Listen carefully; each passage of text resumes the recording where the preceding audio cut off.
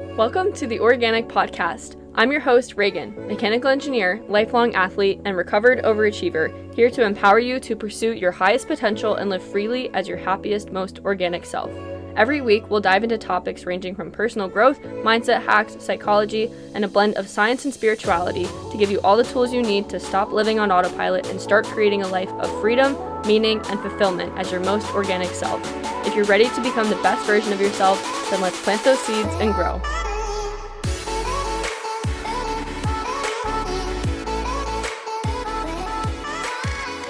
What is up, you guys? Welcome back to the podcast.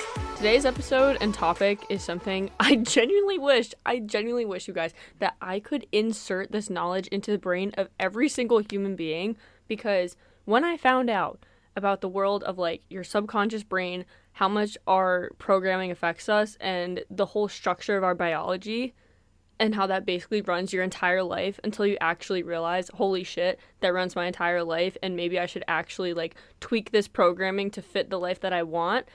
That was like the biggest turning point for me, and it was also the biggest moment of like, why the fuck is no one talking about this? Why is no one talking about this? This is running your entire life. Your entire life. Your whole entire life. I don't care who you are. I don't care how old you are. Every single person on this planet could benefit from learning more about how our psyche works, how much our biology influences our life, and ways that it can hold you back, so that you can actually understand how to utilize the knowledge and information that I'm sharing in today's episode to subscribe to your own belief systems and create your own reality for yourself, rather than living and existing based on someone else's beliefs, someone else's programming, and someone else's idea of success or whatever that doesn't actually serve you. Every single human being is different. Not all of us have the same essence, core beliefs, and your soul knows what you actually believe and what you don't. It's just buried under about 5,000 layers of other people's shit on top of it.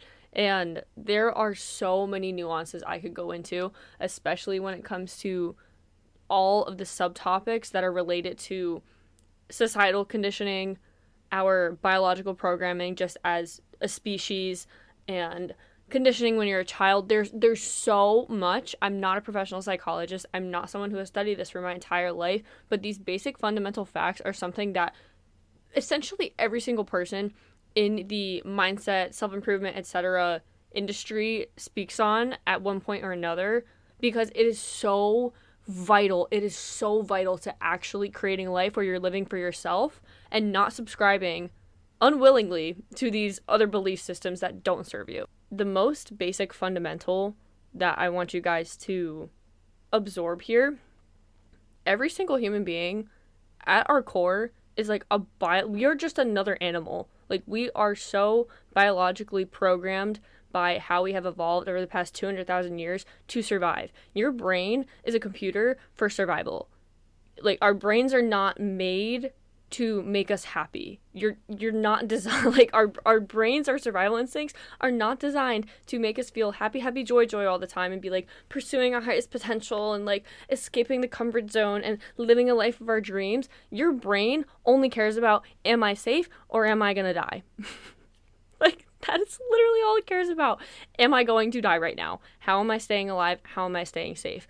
The problem we run into with this in the modern day is we, in most cases, don't have to always be worrying about our survival. We're not being hunted. We're not living in the woods anymore. We're not living in tribes where we literally have to go hunt for food and forage and find new places and not know what we're going to experience and just stay in the same place all the time. We are living in a developed modern society. Our brain is running on a program. It's like a Windows -600 computer running in the modern day. That's basically how I see it. I compare our brains to computers a lot because it just makes a lot of sense to me. Like, we have hardwired programming that has just been given to us. Like, primal.py, matplotlib. If you have no idea what I'm talking about, just ignore it. But we have been given this blueprint of survival. At our very core, no matter what, every single human being is running based on these instincts. And the problem with our modern day society not having the problem of having to survive is this survival instinct has just evolved. It hasn't gone anywhere, it's just evolved. So now what we perceive as safety versus threats to our survival is very different than what was actually a genuine threat to our survival back when we were living in tribes.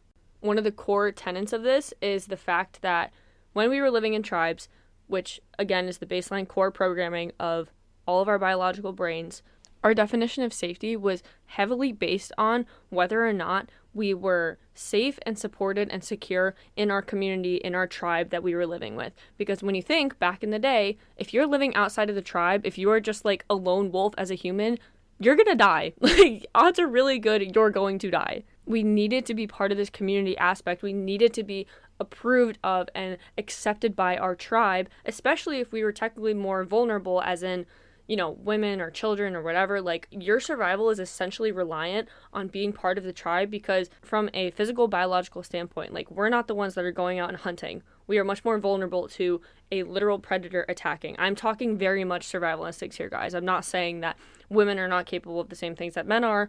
Obviously, very different in the modern day. But back then, being accepted by your tribe was literally your ticket to life. If you got outcast, if you were exiled, if you were shamed to the point of just being completely removed and having to live on your own, odds were good you're going to die. And guess what? When your primal brain understands that there's a chance that you might die, it does not like that, and it freaks the fuck out, and it avoids anything where it thinks that you could possibly get in a situation where you could be vulnerable enough to be put in a situation where you could die.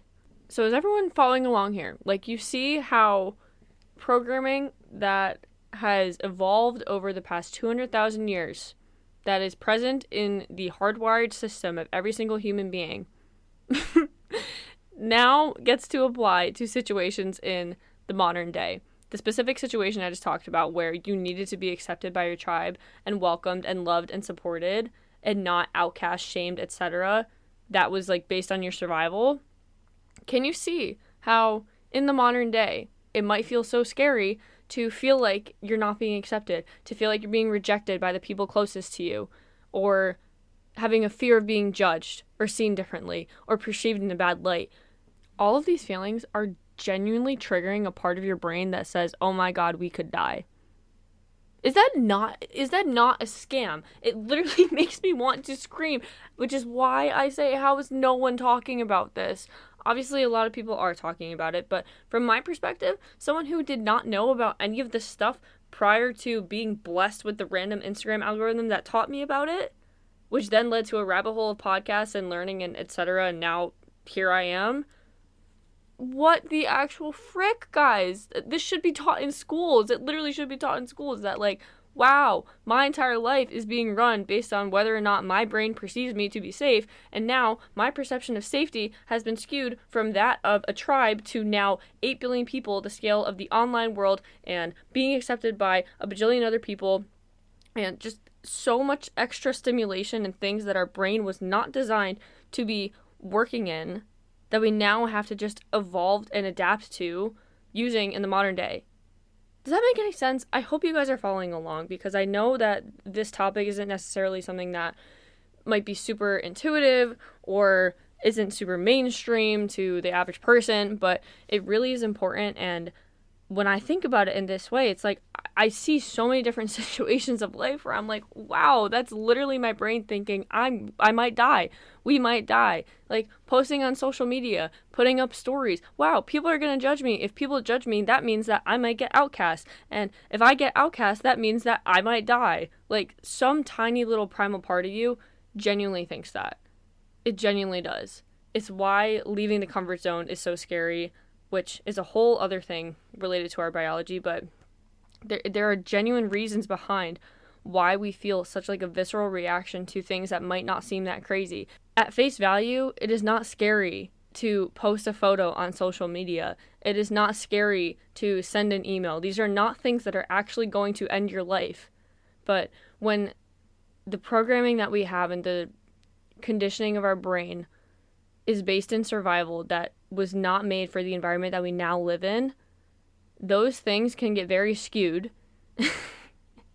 And somehow we perceive sending an email to be the same as being chased by a bear. Like, you ever see memes like that where people will say, like, unfortunately, my body cannot tell the difference between being chased by a bear and telling my boss I want time off of work. Ridiculous things like that. But it literally comes from your biological brain.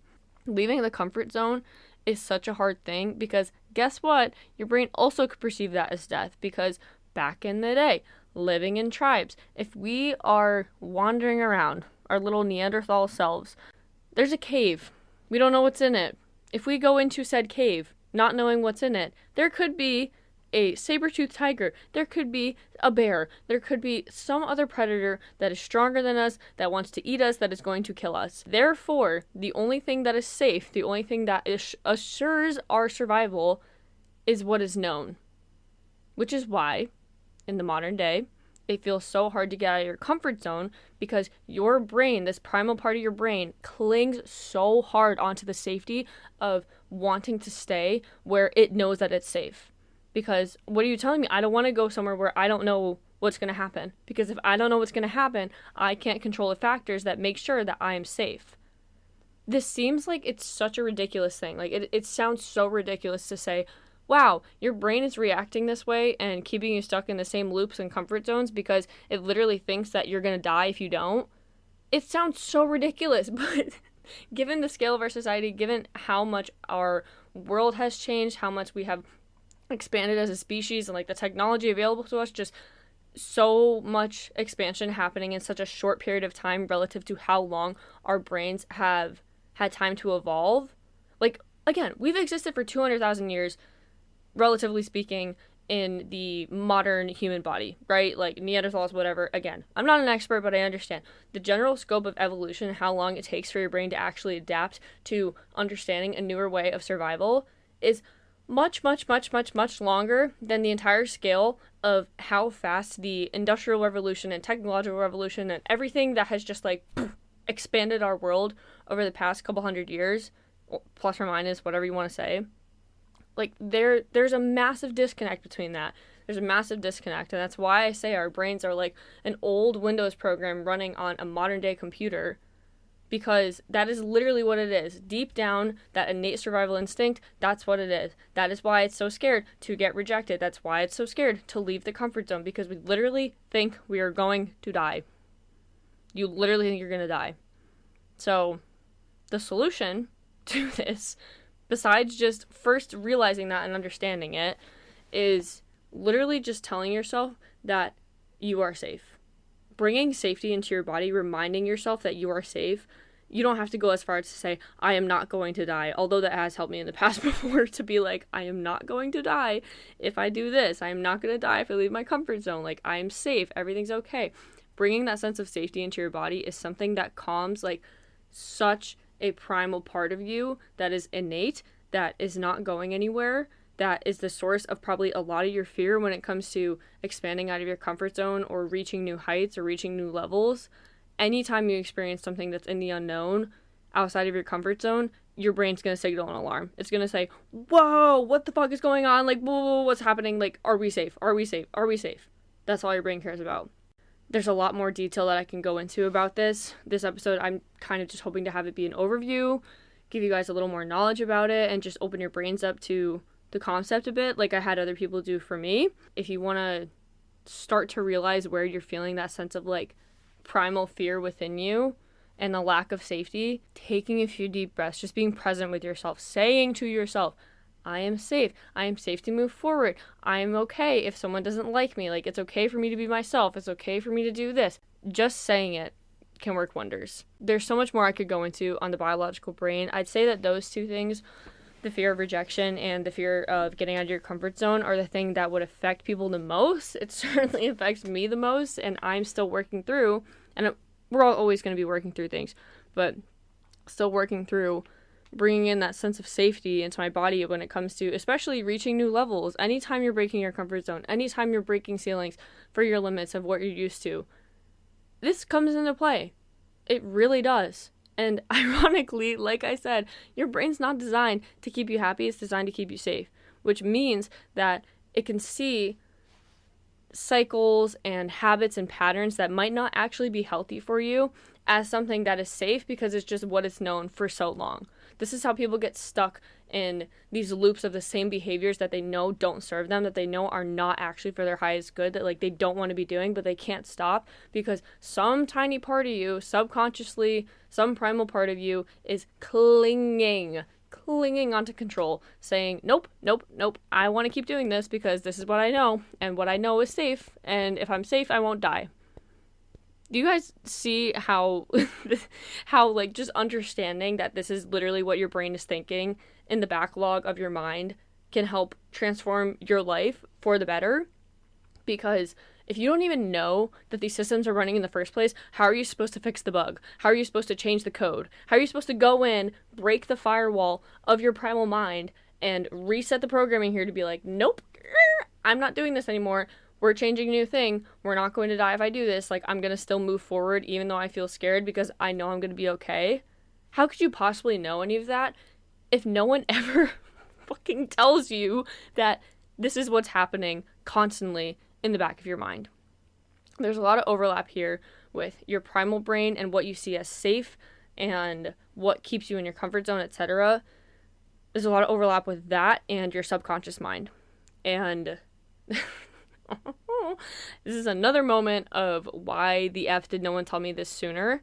Little did you guys know, believe it or not, your subconscious mind runs the grand majority of your life. Like over 95% of your life is created by the programming, thoughts, beliefs in your subconscious mind. And everything we just talked about with our biology and our primal brains and all of that world also coincides with the subconscious programming because your subconscious mind is programmed from when you are literally like ages 0 to 7 or 8, maybe even younger, like 0 to 5.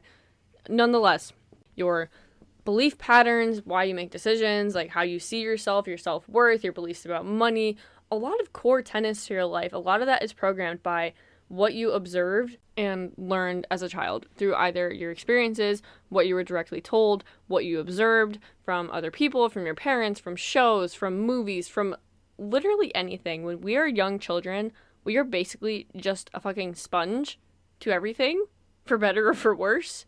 And these years of your life are so formative to shaping like the bare programming of your mind because, as I said, tying it back into the primal brain, the tribal brain, we learn very quickly what gets us love and acceptance. And when we are children, we are so vulnerable where our entire survival is based on whether or not we are accepted and loved and being cared for. So that's what children seek out the most. They try to figure out, like, what keeps me safe, what keeps me accepted, loved, cared for. So when you are young, like, essentially it was in our best interest for survival to absorb as much as we possibly could. Again, in the tribal setting, all of this is ideal in the tribal setting of our primal brains as biological animals, yada yada. But it was ideal for us to absorb as much as possible because if we did, we'd have a better chance of fitting into the tribe, of surviving, of helping the tribe thrive, of being someone to serve and help support the community aspect, yada yada. Now, given the scale of our world and just how much is out there, all the things we absorb don't necessarily serve our highest good. Back in the day, if a child in the primal world, once again, I'm going to keep referencing the primal world about 1,000 times, but in the primal tribal world, if a child learns that they should not do a specific thing, if they are shamed for something, it is because it is in their highest interest to stay accepted as the group to help make the group stronger. Like, think about that. If a kid back in a little tribe of 100 people disrespected an elder or did something stupid or did something unsafe and then they got yelled at for it or reprimanded or whatever, they learned in some way, oh shoot, I can't do that. But the whole point of them being told that they shouldn't do that was to keep them safe and was to help the benefit of the tribe. Like, there was like a net benefit to learning that conditioning. Nowadays, learning the conditioning on the scale that we have it of our entire world and everything at play, it is not in our highest interest to always learn and absorb every single thing that we receive. So this leaves us in the modern day right now as children who grow into teenagers, who grow into adults, who have observed a lot, have been conditioned through our experiences to understand this warped perception of what keeps us safe, what keeps us accepted, and what's like okay to believe, what we shouldn't believe. Basically, our entire worldview is formed by what we absorb in our childhood. Of course, we have autonomy to create our own existence. You have your own thoughts, you have your own personality, you have your own creativity and the things that bring you joy. You still have that in your childhood. But yes, it is very much so. It's very easy for that to get suppressed and buried under layers of this conditioning that keep you disconnected from yourself. And every single person goes through this process. Every single person experiences some kind of conditioning. It is not like a unique thing to our generation to be like, oh my gosh, my parents gave me trauma. Because guess what? Your parents also were given trauma by their parents, who were given trauma by their parents. And trauma and conditioning kind of overlap for the way that some people explain it. Not all conditioning is bad. I think you guys understand the point that I'm trying to make here. Every single person has experienced it. Like, it's just a feature of our world. It is not something that is a bug. Like, it is just a fact that every single person is going to experience some kind of conditioning, for better or for worse. So what is the point of me telling you all of this stuff? To tie it all back together, all of this is so important because your entire life is created based on these fundamental beliefs that you make and are given and programmed to understand and believe when you're a child. On top of the fact that, like, your brain's always just looking for how am I safe and trying to understand ways where you can stay in your comfort zone so that you can stay safe and accepted and maybe not branch out to actually express your most authentic self or take chances to establish a new way of living or try new things because you're clinging onto a sense of safety in your brain. As I said before, if you don't know that these systems are running in the background, they're gonna run your entire fucking life.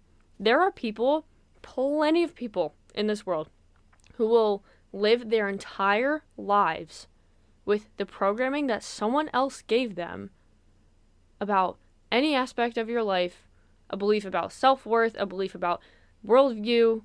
Literally, you can name anything, any part of life. They will live their entire lives living based on a belief that is not theirs. That is not truly theirs. Because every single person at their core has a very unique essence to themselves. You are your own individual soul. You came here with a very specific, unique thing to bring value into this world. You have value just by existing. You don't need to have this giant big purpose and be on display for everyone to see to have value in this world. You can have value in this world just by making someone's day better by smiling at them. Truly. Like, that is real. But I say all that to the point of every single one of us was made to live for ourselves.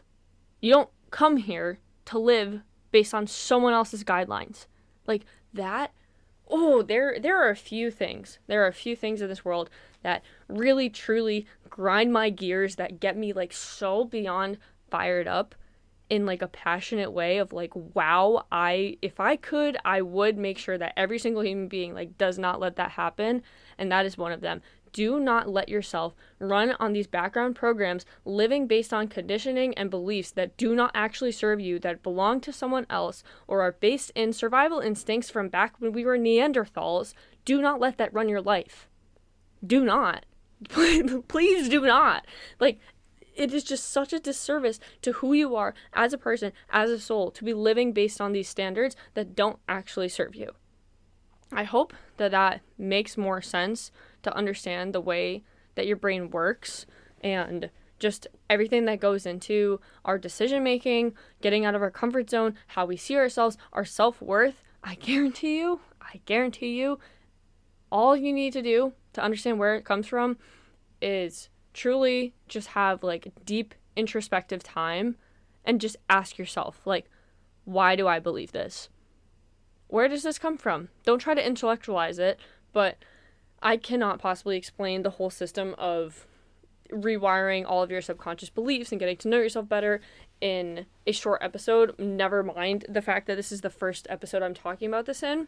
But needless to say, this is a topic that is extremely important to helping you grow as a person into the version of yourself that you came here to be, that actually actualizes actualizes your highest potential, because you can't actualize your highest potential when you're living based on someone else's beliefs, someone else's standards, subscribing to society's definitions and ideas of success and other programs and structures that just don't actually serve you. You cannot live your highest timeline for yourself, your best life for yourself, as your most organic self, when you have a bunch of other people's shit running your mind in the background of your brain. There will 100% be future episodes on this topic, because I am very much so just scratching the surface here. The goal of this episode was just to get you guys thinking and understanding that there's a lot more that goes into your daily decisions and the way that you see yourself, and just so much that makes up your internal world than you realize. And as I say, people are not talking about this in the mainstream. No one's telling you this in public school, that's for fucking sure. It's up to us. It's up to us in adulthood to get to a point where we can be like, okay, what beliefs actually serve me? What beliefs are not mine? What do I actually want to believe? What beliefs does the version of myself that I want to be have?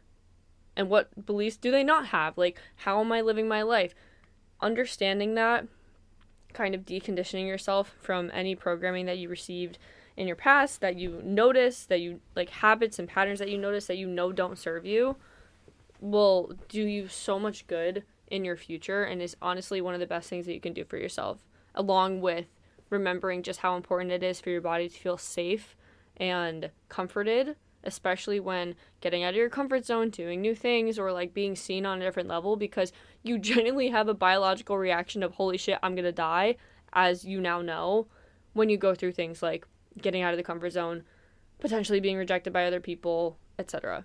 So with that said, there's going to be a lot more to come on this topic. If you guys feel like I kind of just opened a door for you and now you're like, oh fuck, what am I supposed to do with this? I invite you to dive deeper into the subconscious mind and just understanding our brains, especially people like Flynn Skidmore or other people that just post on social media about like the human psyche and the human condition.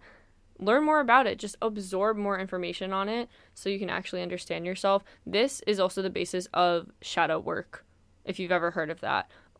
Shadow work is a big one for a lot of people, because it's so transformative, because it's actually shedding light on those deepest layers of yourself where you were programmed so deeply in the things that run your life. But nonetheless, there's a ton of resources out there. I'm going to be doing so much more on this in future episodes to come. This was just too important of a topic that I had to include it in one of the first episodes that I was putting out. So with that said, I hope you guys got some value out of today's episode. Go be your most organic selves, and I will see you in the next one. Thank you so much for tuning into the podcast. If you got something out of today's episode, I would so deeply appreciate if you left a rating and or a review of the show on either Apple or Spotify to help put this podcast in more people's ears. Follow along with me on my socials, which are tagged below, and I will see you in the next one.